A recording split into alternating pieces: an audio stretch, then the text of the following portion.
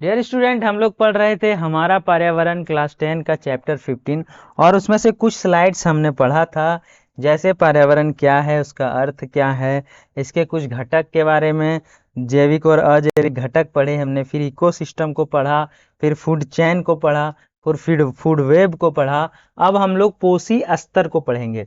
एक लेवल होता है, यानी कि ट्रॉपिक टाइप का एक लेवल होता है। जैसे सबसे नीचे वाले लेवल में आता है प्लांट्स। प्लांट्स को कहा जाता है प्रोड्यूसर्स। क्या कहा जाता है? उत्पादक। ये खुद को उत्पाद करते हैं, ये अपने पत्तों को प्रकाश संश्लेषण की क्रिया के द्वारा बढ़ाते हैं अपने आप को, और इसे हम लोग कहते हैं क्या? तो प्रोड्यूसर कहते हैं, ठीक है, उत्पादक कहते हैं। वहीं पे जो फर्स्ट लेवल में आता है, जैसे जो घास को खाता है, बकरियां हो गई, हिरन हो गया, ये सारे जो हो गए वो प्राइमरी कंज्यूमर कहलाता है, प्राथमिक उपभोक्ता हिंदी में कहते हैं, और उसे ही हर्बीवोरस कहते हैं, शाकाहारी कहते हैं, ठीक है। अभी जो सेकेंड लेवल का कंज्यूमर है उसे सेकेंडरी कंज्यूमर कहते हैं, और ये कैसे होते हैं? तो कार्निवोरस होते हैं, ठीक है। ये क्या करते हैं? तो ये जीव जंतुओं को भी खाते हैं और घास भी खा जाते हैं, ठीक है। और उससे लास्ट में है टेरिटरी कंज्यूमर, यानी कि टॉप एनिमल्स, जो जिस एनिमल को अब कोई नहीं खाता है उसे टॉप लेवल का एनिमल्स कहते हैं। तो यहाँ पे 4 लेवल बन गया, पहला उत्पादक, फिर प्रथम उपभोक्ता, द्वितीय उपभोक्ता और अंतिम उपभोक्ता, या टेरिटरी कंज्यूमर इसको कहते हैं, या तृतीय उपभोक्ता भी कहते हैं। तो आशा करते हैं पोषी स्तर आप लोगों को समझ में आया होगा। आप लोगों के एग्जाम में अगर पूछता है कि पोषी स्तर क्या है, तो एक ऐसा श्रृंखला होता है, एक ऐसा लेवल होता है, एक ऐसा स्तर होता है पोषी का, जिसमें उत्पादक लेवल से लेकर और अंतिम उपभोक्ता तक का एक सांचा बना दिया जाता है, एक लेवल, एक स्तर बना दिया जाता है, जिसमें producer, primary consumer, secondary consumer और टेरिटियर कंज्यूमर भी आते हैं, ठीक है, यानी कि अंतिम उपभोक्ता भी आते हैं। तो इसे हम लोग कहते हैं पोषी स्तर, ठीक है। आगे है एनर्जी फ्लो। अब पर्यावरण में एनर्जी भी कुछ लेवल में फ्लो होता है, कुछ तरीके से फ्लो होता है। जैसे सूर्य का प्रकाश पौधों में जाता है और पौधों से वही एनर्जी एनिमल में जाता है। तो ये कैसे जाता है? तो इसका मेटाबॉलिक हीट लॉस के कारण ये क्या हो जाता है? तो 10% कम हो जाता है, यानी कि ओनली 10% एनर्जी एक दूसरे पर ट्रांसफर होता है। जैसे सूर्य से पौधे में जितना एनर्जी गया, उसका 10% एनर्जी ही जानवरों में जाएगा। जैसे सूर्य से अगर 10,000 किलो जूल आता है, तो यहाँ पे 1,000 किलो जूल बच जाता है पेड़ पौधों में। और जैसे ही आप पेड़ पौधों से छोटे छोटे जीवों में या घास खाने वाले, मतलब जिसको हर्बीवोरस कहते हैं, उसमें कितना चला जाता है? तो 100 केजी जूल, ठीक है, और किलो जूल। वहीं पे अगर इसे खाने वाला जो अंतिम, ठीक है, हाँ, या सेकेंडरी कार्निवल जो है, वो उसके पास कितना जाता है? तो मात्र 10 जूल जाता है। और इसे ही कहते हैं हम लोग, क्या कहते हैं? तो एनर्जी का लेवल ट्रांसफर कहते हैं, या फिर इसे कहते हैं एनर्जी फ्लो। एनर्जी फ्लो कैसे होता है? तो एक दूसरे लेवल में 10% ही जाता है, इसका 10% कम होकर जाता है। केवल 10% ऊर्जा वाले स्तर तक ही जा पाते हैं। तो एनर्जी फ्लो आप लोगों को समझ में आ गया होगा।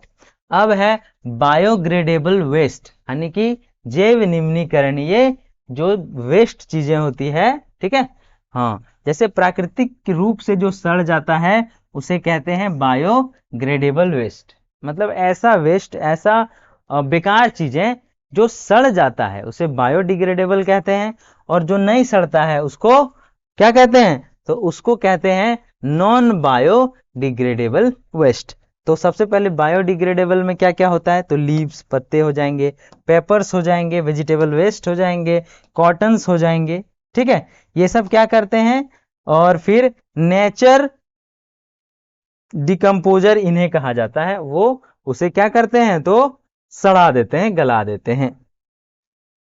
अभी हम लोग पढ़ते हैं नॉन बायोडिग्रेडेबल, अजैव निम्नीकरण। ये क्या होता है? बहुत दिनों तक पर्यावरण में फंसे के फंसे रह जाते हैं और आसानी से नहीं सड़ते हैं। जैसे एग्जाम्पल पर देख लेते हैं प्लास्टिक्स, इसीलिए कहा जाता है प्लास्टिक की चीजें जल्दी से यूज नहीं करना चाहिए, क्योंकि ये जमीन में हमेशा रह जाते हैं, जल्दी से सड़ते नहीं हैं और बंजर कर देता है भूमि को। दूसरा है ग्लास, ग्लास भी नहीं सड़ता है। तीसरा है मेटल्स, मेटल्स को भी रख दीजिए तो बहुत लंबे समय तक ये वैसे का वैसे रह जाएगा। पॉलीथीन्स तो जान ही रहे हैं।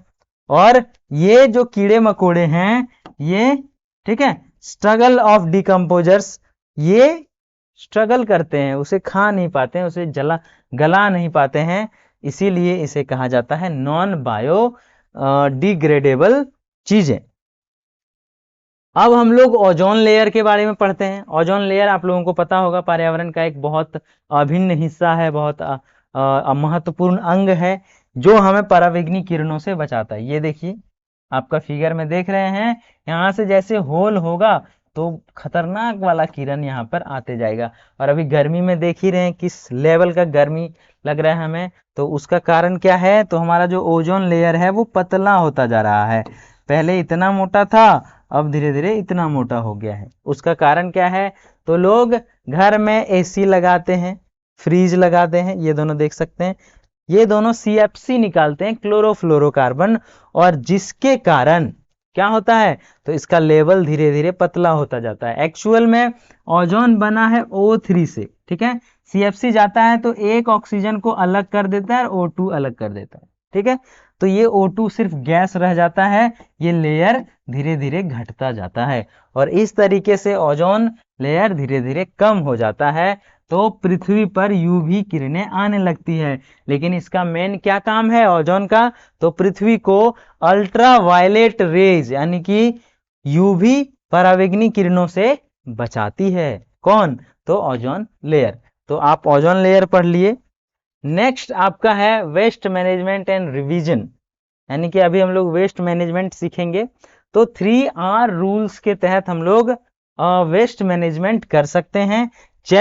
जैसे रिड्यूस, एक R से रिड्यूस, एक R से रीयूज, और एक R से होता है रिसाइकल, ठीक है, यानी कि कम चीजों का उपयोग करो। ओल्ड टायर में यूज को रोका जाता था, मतलब कम यूज किया जाता था। वहीं पे दूसरा जो तरीका है वो है दोबारा यूज। कोई भी चीज, कोई प्लास्टिक को हमने यूज किया और उसे खेतों में फेंक दिया या कहीं भी फेंक दिया, तो वो क्या हो जाता है, रीयूज नहीं हो पाता है। आप वो प्लास्टिक लाएं, उसे घर में रखें, और फिर जब आप सब्जियां खरीदने जाएं तो उसे ही लेकर जाएं, ताकि वो रीयूज हो जाएगा। तो उससे क्या हो जाएगा, मैनेजमेंट हो जाएगा, वेस्ट जो हमारा है उसका मैनेजमेंट यानी कि अच्छे से प्रबंधन हो जाएगा। तीसरा है रिसाइकिल करना, कुछ चीजें गलाकर पुनः कुछ चीजें बन जाता है, या फिर कहीं कहीं पे प्लास्टिक को दूसरे चीजों में मोल्ड किया जा रहा है, अच्छी अच्छी चीजें बनाई जा रही है। तो ये सारी चीजें क्या है, तो ये सारी चीजें 3R रूल के अंतर्गत आता है, रिड्यूस, रीयूज एंड रिसाइकिल, और इस तरीके से हम लोग वेस्ट मैनेजमेंट कर सकते हैं, ठीक है।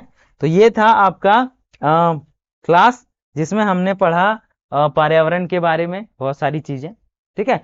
अभी हम लोग क्विक रिवीजन करेंगे। सबसे पहले हम लोगों ने फूड चेन पढ़ा, फूड चेन, और फिर क्या पढ़ा, फिर पढ़ा ये जो ऊर्जा का लेवल ट्रांसफर होता है वो पढ़ा। फिर हमने पढ़ा प्लास्टिक हानिकारक है, हार्मफुल चीजें हैं, विनाशकारी प्लास्टिक और पॉलीथीन है, और ओजोन पृथ्वी को बचाता है किससे, तो यूवी रेज से बचाता है। पोषी स्तर को हमने पढ़ा, पोषी स्तर में कौन कौन सी चीजें सारी होती है। तो ये था आपका पर्यावरण का पूरा चैप्टर। और अगर आपको वीडियो अच्छा लगा हो तो लाइक कर दें, अपने दोस्तों में शेयर करें, और चैनल में नए तो सब्सक्राइब करें। आपका अपना चैनल है NCERT फॉर यू, यहाँ पे यूट्यूब में जाएं और खूब सारा प्यार दें, ताकि आपको और भी अच्छे अच्छे वीडियो मिल सके। मिलते हैं ऐसे ही नए वीडियो में। आशा करते हैं ये क्वेश्चन अच्छे से, ये चैप्टर समझ में आया होगा। मिलेंगे नेक्स्ट चैप्टर में, तब तक के लिए टाटा बाय बाय।